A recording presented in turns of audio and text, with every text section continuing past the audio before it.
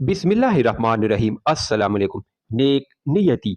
पुराने जमाने में एक बूढ़ा और एक जवान दोनों ने मिलकर एक जमीन खरीदी और इसमें गंदम हुई। खेती जब पक कर तैयार हुई और कटाई हो चुकी और दोनों अपना अपना हिस्सा तकसीम करने लगे, बूढ़ा अपना हिस्सा लेता और चुपके से जवान की तरफ सिरका देता और कहता, शायद इसकी उम्र में बरकत हो और इससे ज्यादा गंदम की हाजत हो।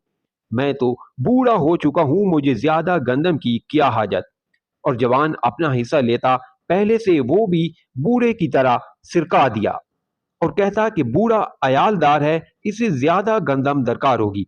जूं जूं ये दोनों आपस में ये मुआमला करते रहे, गंदम बढ़ती रही और खत्म होने में ना आती थी। जब ये दोनों तकसीम करते करते थक गए तो दोनों ने एक दूसरे को अपनी अपनी नीयत बयान की, तो पता चला ये बरकत हमारी नेक नियति के पास है।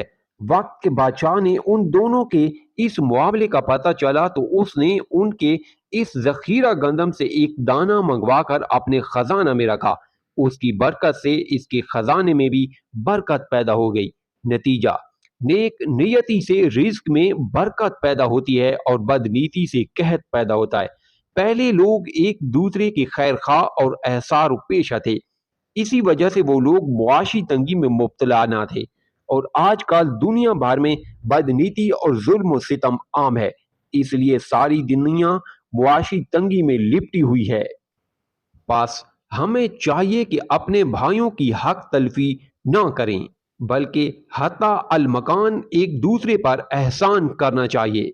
तहरीर पसंद आई तो लाइक और कमेंट करें, चैनल पर नहीं है तो सब्सक्राइब जरूर करें।